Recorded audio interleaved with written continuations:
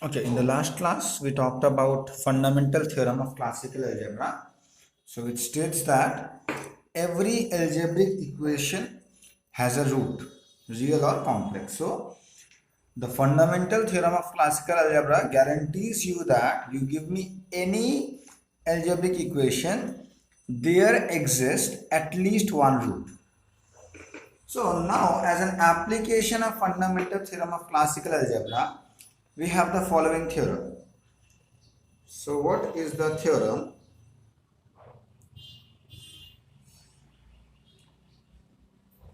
An algebraic equation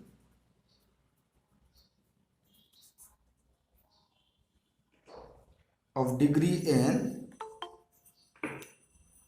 of degree n has exactly n roots. So this is an application of fundamental theorem of classical algebra. N roots and no more.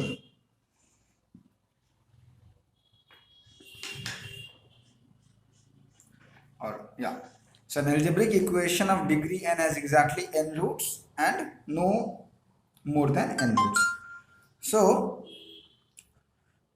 you see, like this theorem says you that a quadratic equation will always have two roots and not more than that. A cubic equation has exactly three roots.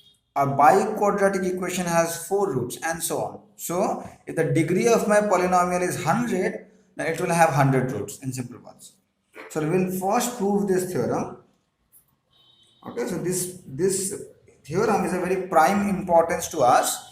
So it says us that if the degree is n, and the degree of my polynomial is n, then it will have n roots, exactly n roots. So this is just an application of fundamental theorem of classical algebra. So let me first take some algebraic equation, right? So for that I need a polynomial. So let me all assume this thing. So let, this is not working.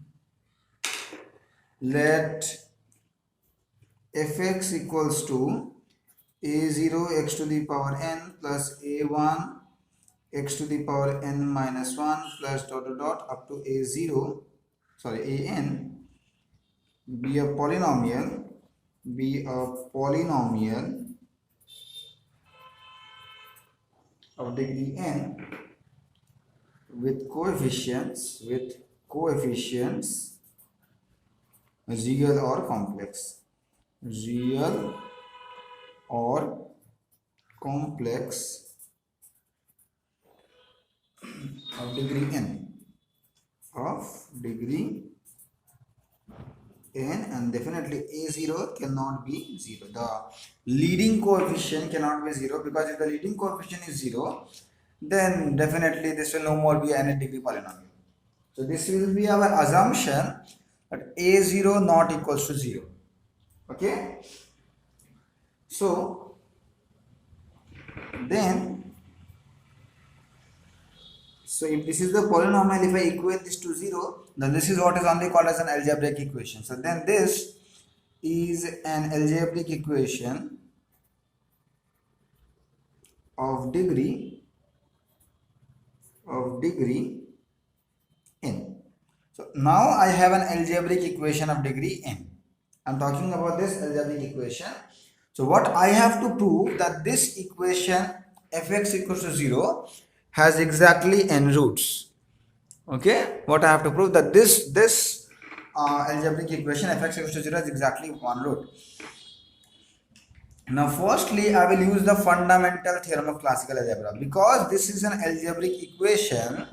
What does the fundamental theorem of classical algebra guarantee you? That you see, every algebraic equation has a root, real or complex. So this also being an algebraic equation, this will also have at least one root. This is guaranteed by fundamental theorem of classical algebra. So just write that. So by the fundamental theorem So here, which theorem I'm talking about? I'm talking about the fundamental theorem of classical algebra. The equation fx equals to 0 has a root. Say that root is alpha 1. So do you have a confusion up to here? Feel free to ask. The proof is extremely simple. So we have up to here. So by the fundamental theorem that this algebraic equation has a root alpha 1. Okay, so I have a guarantee of at least one root, and that one root is suppose alpha 1. So then because it is the root, then f of alpha 1 will be 0. This is what the definition of a root. If instead of x I am putting alpha 1 here, so that will vanish. So f of alpha 1 is 0. Now I will use the factor theorem. Now when f of alpha 1 is 0, and by the factor theorem, just go through the statement of the factor theorem done in the previous classes. What can I say? X minus alpha 1 is a factor of fx. Here we are using the factor theorem. What does the factor theorem say? If f of alpha equals to 0, then x minus alpha is a factor of fx. So this I have the thing. Because the factor theorem we have this. So that means this divides this. So fx can be written as this times some another polynomial. The remainder should be 0. So let fx be written like this. Fx equals to, suppose it is written like this, x minus alpha 1 times some question is f1x, and there is no remainder, where f1x is a polynomial. What is the degree of f1x? Is a polynomial of degree how much? n minus 1. Very good, n minus 1, because divisor is of degree 1, so, and this is of degree n, so this will be n minus 1 of degree n minus 1. This is important. This f1x has leading coefficient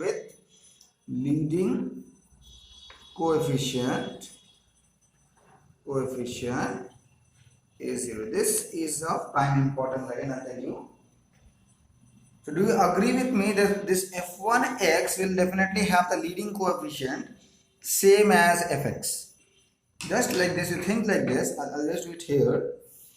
Suppose fx is some polynomial 2x cube plus 4x square minus x plus 1. Suppose, I don't know like what I have written, just I have given this numbers randomly. So when this has the factor of the form x minus alpha, here whatever, it will be a polynomial of degree 2, but whatever it may be, the first thing this should be 2 definitely, then only it will become 2x cube.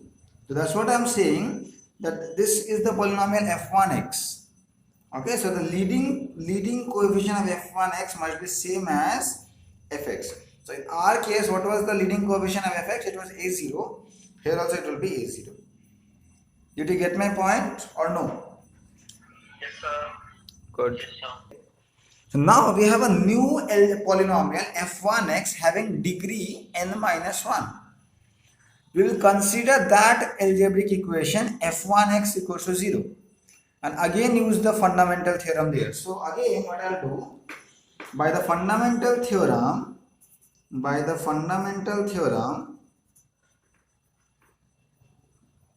just a minute, yeah, fundamental theorem, the equation f1x equals to 0 has a root. So this time I am considering this polynomial f1x of degree n minus 1 and considering this algebraic equation.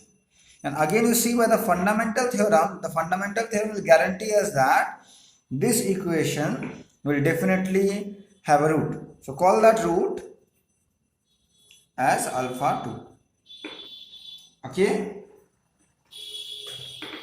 and we will repeat the exactly same arguments, that is, then f1 of alpha 2 equals to 0, and by the factor theorem,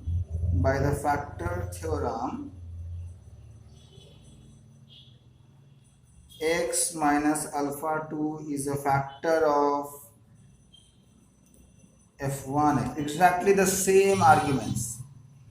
Therefore f1x can be written as x minus alpha 2 times f2x, where f2x is a polynomial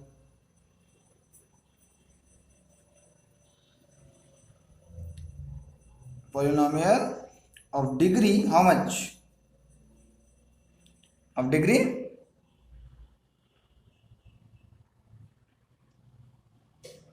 minus 2. n minus 2, because this was of n minus 1, again minus 1, so degree n minus 2, and again the same thing, the leading coefficient will be 1. So this is again important, where leading coefficient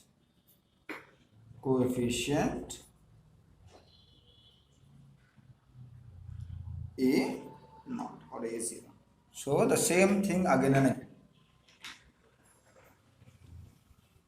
So now you see, if the degree of f1x, if the degree of fx, the original polynomial fx, the polynomial that I assumed in the beginning, so the polynomial fx has degree n, if that n is 2, we'll stop here. Why? Because f2x is of degree 2 minus 2 in that case, that is of degree 0, we cannot go beyond this, right? So we'll stop here if n is equal to 2. We cannot divide further, but if n is greater than 2, we can again start the same process, so that I'll write. So if n is greater than 2, we continue with the same reasoning. We continue with the same reasoning and arguments, whatever you want to write, right? Same reasonings.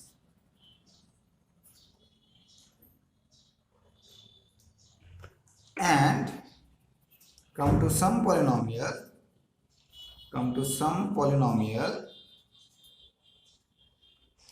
so we will end like this, you see. So we are continuing this. The next one will be f2x equals to x minus alpha 3 f3x. So remember this thing, right? Next will be f4x equals to x minus alpha 4, f3x equals to x minus alpha 4 f4x, and continue that way. Okay, so we'll end like this polynomial.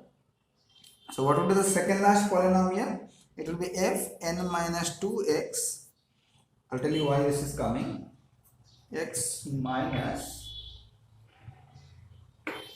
alpha 1 more than this, always 1 more than this. You see, this 1, this is 1, this is 2, this is 1, this is 2, so 1 more than this. So what is 1 more than n minus 2? It will be n minus 1 into the same thing, so f of n minus 1x. And lastly, this is of degree 1. Remember degree 1, because how you are finding the degree? The degree is n minus 2. You are basically subtracting 2 from n, so n minus 2, you are subtracting this index from n, so this will be of degree n minus 1. So this is of degree 1 and this is of degree 2. So what is the last one? And what is the last one? F of n minus 1x equals to x minus alpha n f n x. So this will be the last one. This is of degree 0, so we have to stop here. So you just try to understand this. Okay, so this is of degree 0, that means this is going to be just a0, because the leading coefficient will be the only thing of degree 0. So this is eventually a0 x minus alpha n. So I have this one, that is, because this is of degree 0, remember my point, this is of degree 0, with leading coefficient a naught. That only means that this will be a naught only. Am I clear up to here? Yes, sir. Now you see what was fx. So fx was in the beginning, it was x minus alpha 1 f1x. Now what was f1x? What was f1x? It is x minus alpha 2 with f2x, right? So instead of f1x, I'll be writing x minus alpha 2 into f2x. Similarly, what is f2x? X minus alpha 3 into f3x. So continuing this way, what will be the last one? It will be like this: x minus alpha 1, x minus alpha 2, dot dot dot. So the second last will be x minus alpha n minus 1, and the last one will be x minus alpha n into a0. So x minus alpha n into a0. I'll write a0 in the beginning. Did you get my point? Why fx can be expressed this way?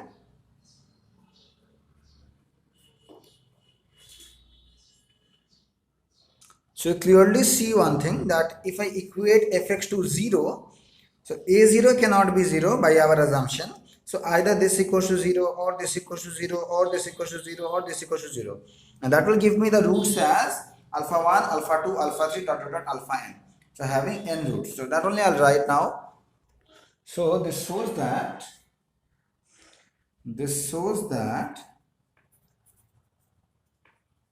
fx can be factored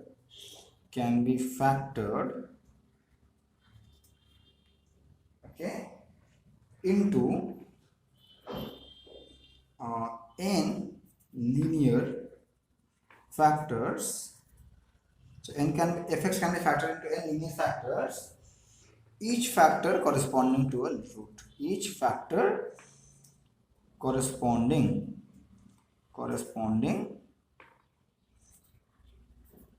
to a root of fx equals to 0, right? So thus fx equals to 0 has n roots, and what are those roots? Is alpha 1, alpha 2, dot dot dot alpha n. So these are the n roots of the algebraic equation fx equals to 0. But the proof is not yet complete. I have to prove that there cannot be more than n roots. So I know these are the n roots. Now what I'll do, I'll assume that there is another root also.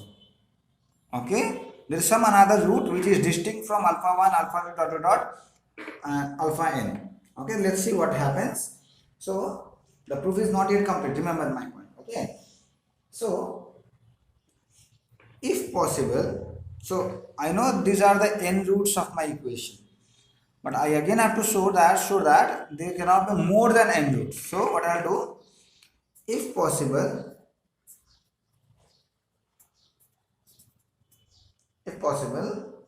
let beta be a root of fx equals to 0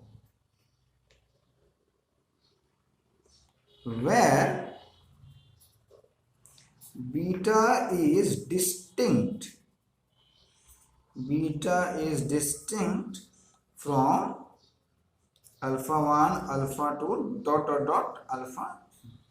So remember my point. What I'm trying to say is that suppose there is some another root, I'm calling that root as beta, and this beta is different from alpha 1, different from alpha 2, different from alpha 3, and so on, dot dot dot alpha. You'll see that this cannot hold. Okay, why this cannot hold, I'll tell you just now. Now we'll start like this. Easy. Well, I use this condition. So since beta is a root of fx equals to 0, right? So since beta is a root of the equation fx equals to 0. Therefore, this is by the definition of the root, right? Since beta is the root of the equation fx equals to 0, therefore f beta equals to 0. This is what I mean by root. Now you see, what was fx? Look at the last decomposition of fx. What was fx? It was a0 x minus alpha 1. So instead of x, what I am writing? Beta minus alpha 1. Then beta minus alpha 2. Dot beta minus alpha n. Did you get my point? fx was a0 x minus alpha 1 x minus alpha 2 x minus alpha n. I'm just placing beta in place of x, right? So a0 beta minus alpha 1 beta minus alpha 2 beta minus alpha n. Did you get my point up to here? Or what I can do, you see none of them can be 0. Why? Because beta is distinct from alpha 1, so beta minus alpha 1 cannot be 0. So this cannot be 0. Similarly, beta is distinct from alpha 2. This cannot be 0. And so on, this cannot be 0. So this all are non-zero numbers. And a0 is also a non-zero number. So you cannot multiply some non-zero numbers to get a 0. So this is impossible. So I'll simply write here, this is impossible because a0 is not 0 first of all, because by my assumption a0 is not 0, and beta is distinct from alpha I, so beta minus alpha I cannot be 0 for all I running from 1 to up to n. So none of these terms are 0, but their product is coming as 0, which is impossible in case of real or complex numbers. So therefore fx equals to 0 cannot have more than n roots, right? Cannot have more than n roots. So this completes the proof. So another reasoning could have been like this. So this line will imply that a0 cannot be 0, so beta will be equal to alpha I for some alpha, for some I, right? So suppose beta is equal to alpha I for some I, but you see this again leads to the contradiction because beta is distinct from all the alpha i's. So you can also give that reasoning as well. So this proves that any algebraic equation of degree n has exactly n many roots. So we have one nice corollary to this theorem. So what is the corollary? Let me first state the corollary. So I have two polynomials. If two polynomials fx and gx, I have two polynomials fx and gx, both of same degree, so both of degree n, okay. Now these two polynomials takes equal values, so I'll tell you, take equal values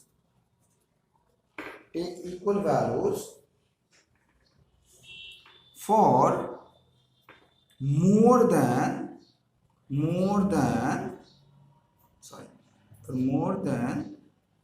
n distinct values of x, n distinct values of x, then the polynomials are exactly equal. Then fx equals to gx. Now I'll tell you what this corollary says. Suppose I have two polynomials fx and gx. They both are of degree n. Okay. If they are taking equal values, I'll tell you the meaning of this. If they are taking equal values for more than n distinct values of x, then fx equals to gx. What I mean by this one, I'll just tell you. Suppose fx is a polynomial and gx is a polynomial of degree 2. Of degree 2. Suppose I am giving just example of degree 2. Now what I am seeing, for some value of alpha, okay, g alpha is also same. That means they take equal values for more than n distinct values. So let me write here alpha 1. So there is some real number alpha 1. When I am putting in both the polynomials, then f alpha 1 is same as g alpha 1. Similarly, there is another real number. When I am putting, suppose there is another real number alpha 2, and when I am putting it to f1 as well as in g1, again the values of f alpha 1 and g alpha 1 are, f alpha 2 and g alpha 2 are coming same. And lastly, suppose there is another real number alpha 3. When I am putting this to both the polynomials, they both are taking the same value. So this is what they have said. They take equal values for more than n distinct values of x. So I am assuming that alpha 1, alpha 2, alpha 3 are all distinct. You see, degree is 2, but fx and gx are taking the same value. That means they are equal, taking the equal values for 3 times in my case, right? 3 times. So what they have said, more than n distinct values. There n is 2. So 3 is, they are taking the equal values 3 times. And what does the theorem says? The two polynomials are not different polynomials. They are exactly the same polynomials. Did you get my point? Or no?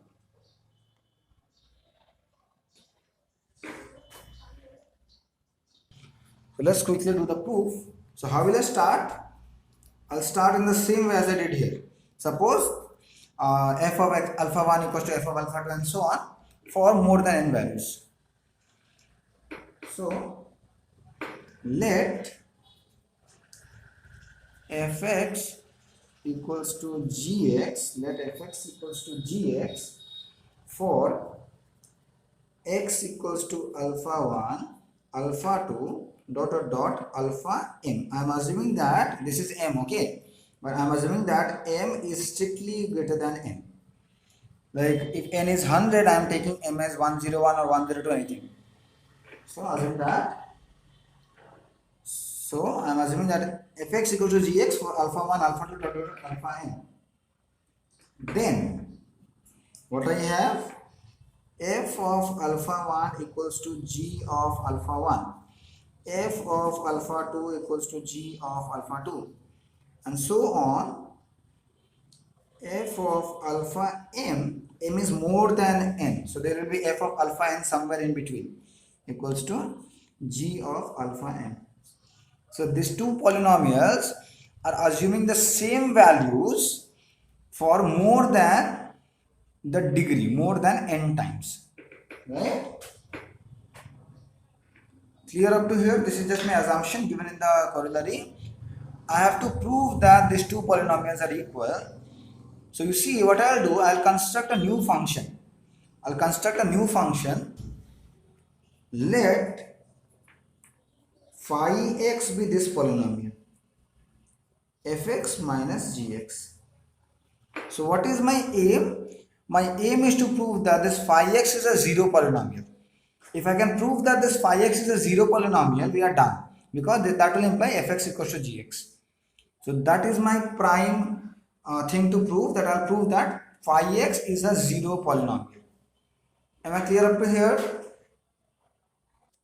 Now there are two possibilities. Then it may already happen that phi x is a zero polynomial, because if fx and gx are both equal already, then phi x can be zero as well. So then phi x is either a zero polynomial. So why it can be zero polynomial? If both f and g are equal, polynomial, or a polynomial polynomial of degree. Who can tell me the degree of ix? Who can tell me the degree of ix?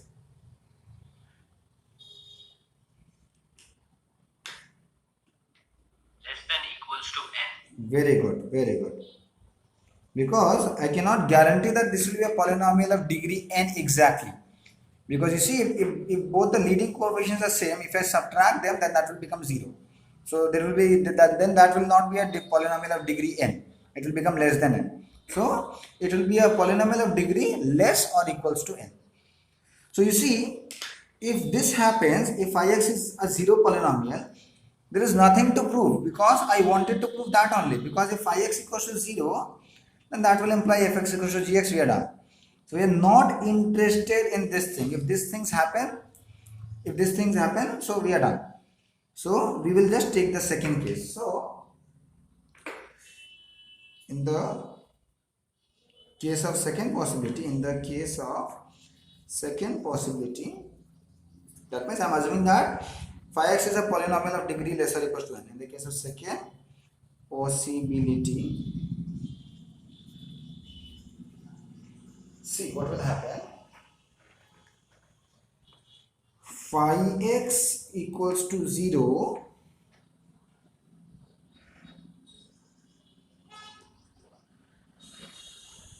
happens to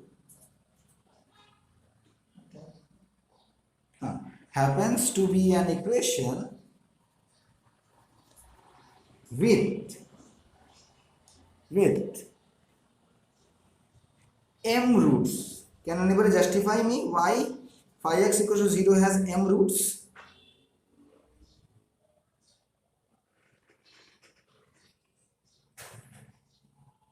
So very good what Jatin said. You see, if I plug here alpha 1, what I am getting f of alpha 1 minus g of alpha 1, and from this one they will be 0. It will be 0, right? When I am putting alpha 2 here, f of alpha 2 minus g of alpha 2, which will be 0. And similarly, so this happens to be an equation with m roots.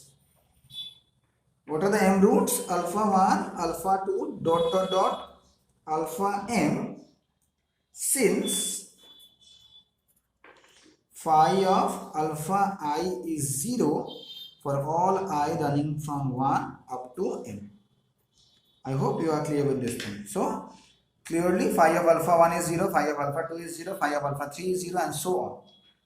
So just quickly copy this up to here and we are almost in the end of the proof.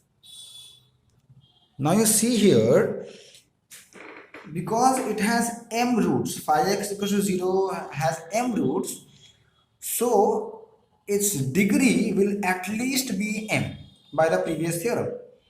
Because it has m roots, so its degree will be at least m.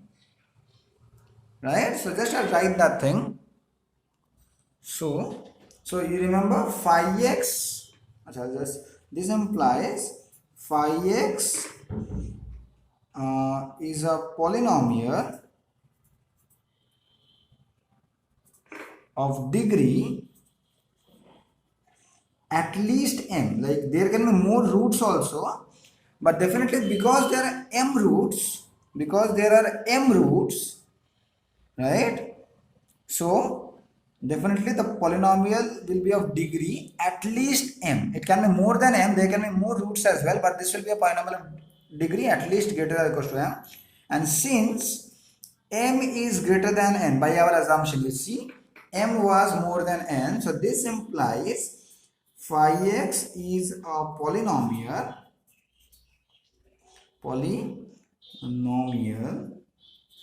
of degree.